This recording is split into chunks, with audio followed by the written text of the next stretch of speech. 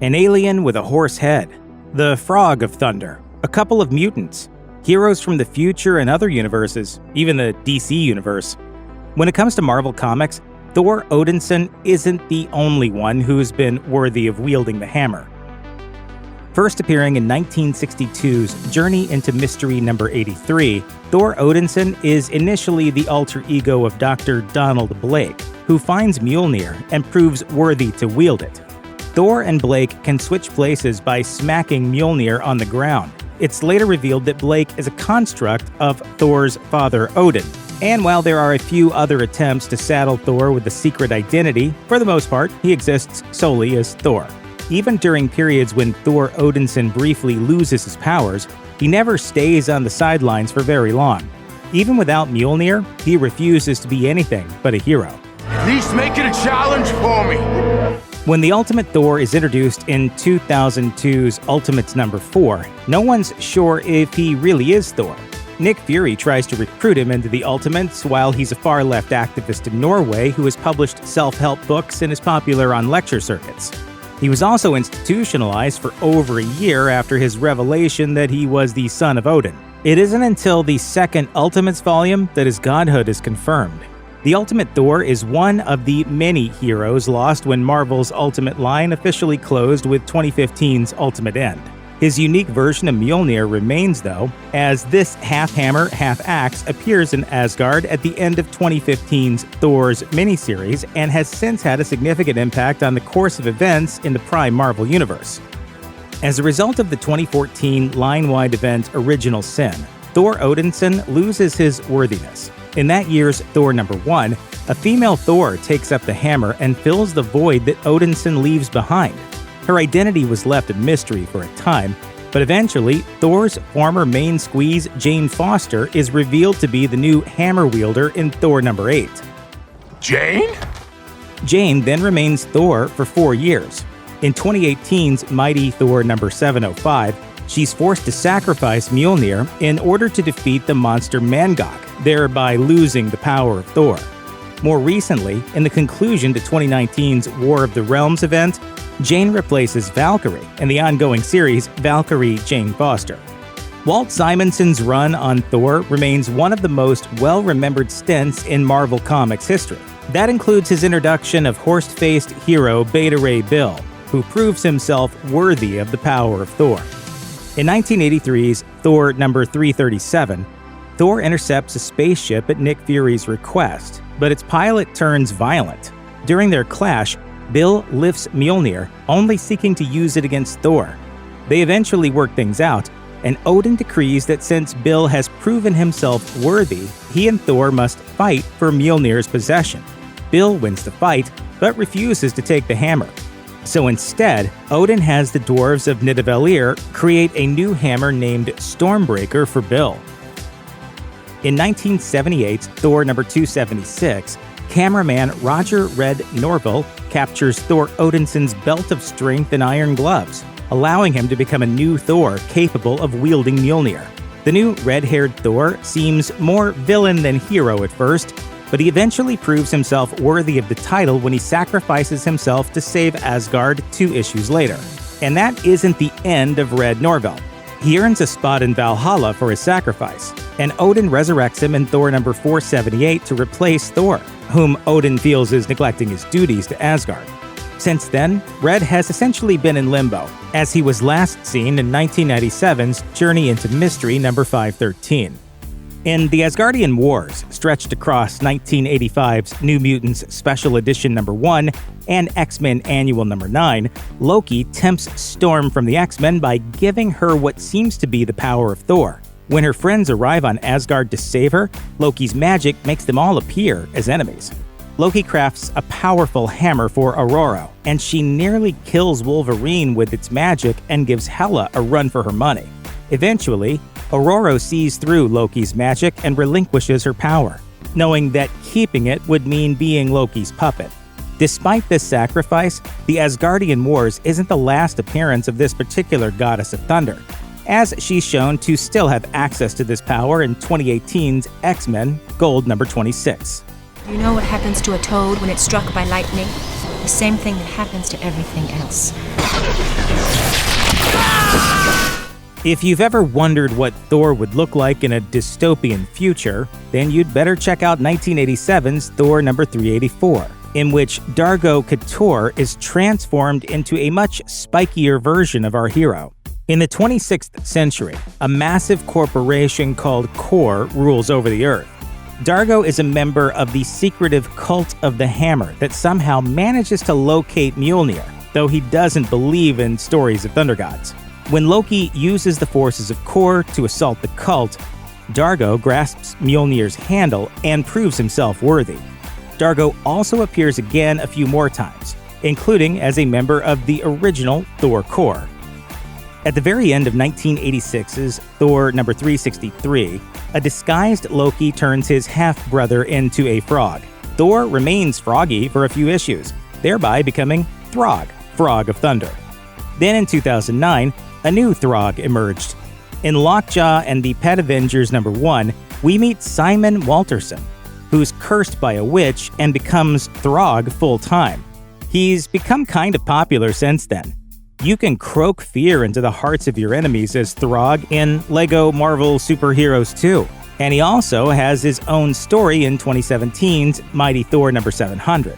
More recently, Throg kicked interstellar butt as the tiniest member of the Asgardians of the Galaxy, and he also showed up very briefly on the Loki TV show. For a time, Thor maintained the secret identity Sigurd Janssen, whose closest circle of friends included Eric Masterson. In 1989's Thor number 408, Thor begs his father to save Masterson's life after he's fatally wounded by the villain Mongoose. Odin solves the problem by using his magic to merge Thor and Eric together. When they're eventually separated, Odin creates the mace Thunderstrike for Eric, granting him abilities comparable to Thor's. Eric names himself Thunderstrike after the mace. Unfortunately, he ultimately makes the mistake of using a weapon called the Blood Axe, as it possesses him with its power. In 1995's Thunderstrike number 24, he regains control of himself long enough to make the ultimate sacrifice in order to defeat the Blood Axe. A decade before Jane Foster proved herself worthy, there was Thor Girl. Her real name is Tyreen, an alien gifted with cosmic powers whose coming was foretold billions of years ago by an alien sorcerer. She uses her abilities to turn herself into an Asgardian goddess in 2001's Thor number 33. For a time, she acts as Thor Odinson's ally, but she eventually loses most of her power in battle with the demon Surtur. Tyreen then remains on the periphery of the Marvel Universe. She becomes a part of the government's Initiative project during Civil War, and even battles the Hulk and his Warbound in the 2007 event World War Hulk. She's last seen in a later event, Fear Itself, during which she grows tired of humanity and leaves Earth for Spaceways. After the events of 2015's Secret Wars, the Ultimate Thor's version of Mjolnir appears in Old Asgard. Thor Odinson initially seems to want to retrieve the weapon for himself in the miniseries Unworthy Thor, but he eventually decides it isn't for him. We learn in Mighty Thor number 20 that Volstagg, the large, red-haired member of the Warriors 3, takes up the hammer instead. He then becomes the War Thor shortly after he's traumatized when he fails to save a group of children from a fire demon. When Volstagg tries and fails to stop the monster Mangog in 2017's Mighty Thor number 701, the beast crushes the ultimate version of Mjolnir and leaves Volstagg bleeding and helpless. If you even think about betraying him. You'll kill me? Evidently there will be a line. The third issue of Civil War ends with a bit of a shocker. Thor had been missing and presumed dead, but he appears on the last page ready to do some damage. In the following issue, he kills Bill Foster, a.k.a. Goliath. We later learn that this is not Thor, but a cyborg clone, and the mythic warrior Hercules crushes the clone's head with his own hammer in Civil War number 7. The clone later awakens in 2009's Avengers The Initiative number 21 and renames himself Ragnarok. He spends some years as a villain, recruited into the villainous Green Goblin's team of Dark Avengers, and then he eventually joins the Thunderbolts. He was last seen in 2013's Dark Avengers number 190 on a mission on an alternate Earth. After the death of Eric Masterson, his mace is left in the hands of the Avengers. In 2010's Thunderstrike number 1, Captain America gives the mace to Eric's son, Kevin.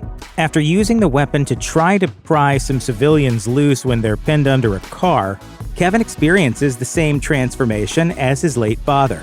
After a short solo series, Kevin joins the Young Avengers Academy heroes, fighting alongside them in the 2011 line-wide event Fear Itself.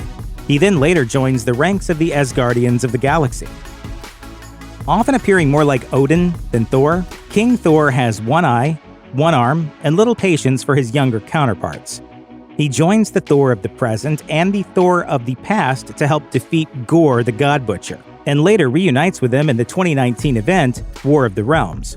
King Thor remains a constant throughout Jason Aaron's tenure on Thor, and we eventually see the Thor of the present suffer the wounds that are old news to King Thor. In June 2019, Marvel announced that Aaron would conclude his time writing Thor with the 4-part miniseries King Thor, focusing primarily on this future Odinson. So I like a lot of different Thors. I don't think we have to pick just one. Thor wasn't always worthy of Mjolnir. Impatient for his chance with the hammer, the young Thor is often seen testing his ability to lift the hammer, only to curse at it when he fails. Without Mjolnir, the youthful Thor carries the powerful axe Jarnbjorn. Unfortunately, it can't grant Thor the gift of flight like Mjolnir, so instead he rides a chariot pulled by his 2 flying goats. This younger axe-wielding Odinson aids the present-day Thor both in his battle against the God Butcher and his final conflict with Malekith in War of the Realms. In the 2018 Marvel event Infinity Wars, a separate universe is created in the Soul Stone whose inhabitants are the combination of pre-existing Marvel characters. In particular, the stories of Iron Man and Thor merge to become that of Stark Odinson, the Iron Hammer. Almost all of the villains, friends, and lovers of both Thor and Iron Man are combined to create the cast of Iron Hammer's stories. Madame Mask and Hela, for example, are combined to make Madame Hell, while the Dark Elf Curse and Crimson Dynamo come together as the Crimson Curse. Iron Hammer was last seen in 2019's Secret Warps event.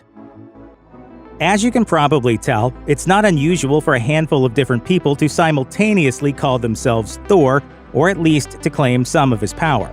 But in 1993, that was still relatively novel, and that was when Marvel launched the miniseries Thor Corps. The storyline united Thor Odinson, Beta Ray Bill, the original Thunderstrike, and Dargo the 26th century Thor all on one team. The 4 embark on an adventure that sees them saving reality itself and battling villains and heroes from all over the multiverse. It would be over 2 decades before the phrase Thor Corps became regularly heard in the comics vernacular again, and this time it was a very different group of Thors with a much larger roster. In the 2015 event Secret Wars, Dr. Doom creates a patchwork planet called Battleworld with alternate reality versions of different characters sharing the same planet. For his police force, God Doom creates a new version of the Thor Corps, which includes hundreds of Thors from across the multiverse. There are familiar characters like Ultimate Thor and Beta Ray Bill, alongside tons of new versions like a Gamora Thor, a Lizard Thor, and even a Groot Thor, who says only, "I am Thor." You speak Groot? Yes, the total on Asgard. It was an elect. The Thors take center stage in the mini-series Thors, during which the Ultimate Thor investigates a string of serial murders of different Jane Fosters across Battleworld. The series ends with the Thor Corps joining the battle against God Doom, the death of the Ultimate Thor, and the Ultimate Mjolnir appearing in Old Asgard. On Earth 928, in the year 2099, Thor is worshipped once more. Along with his fellow Asgardians, Thor left years earlier in response to the Corporation Alchemax stoking anti-hero rage. Those who couldn't escape to different worlds either ended up dead or quit being a hero. The Church of Thor and its followers, known as the Thorites, wait anxiously for the return of the God of Thunder.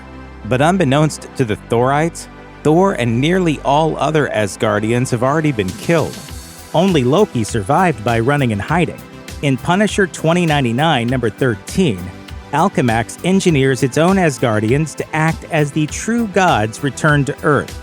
Cecil McAdam, a janitor at the church, willingly allows the corporation to turn him into their version of the Thunder God. He's genuinely motivated by a desire to be heroic, but his corporate masters use him to distract from their dark dealings.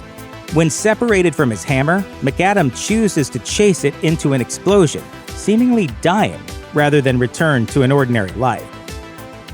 The Marvel 2099 universe wasn't quite done with Thor after Reverend McAdam's demise. In an echo of his Silver Age return, Captain America was once again discovered in a block of ice after years of being assumed killed in the superhero purge. Around the same time, Alchemax located the true hammer of Thor, Mjolnir. Steve Rogers proves worthy and is able to hoist the hammer, thereby becoming a heroic Thor for the era. Together with Spider-Man and a league of other heroes in 2099 Manifest Destiny number 1, they begin to repair the fallen world of 2099. This one-shot story marks the original end of the 2099 line, as it sends the universe off on an upbeat note. Marvel has typically depicted the Asgardian apocalypse of Ragnarok as a localized event. Readers have watched the event destroy Asgard and the gods several times, all without doing much damage to Midgard, a.k.a. Earth. But in What If, Age of Ultron number 3, Earth is not spared.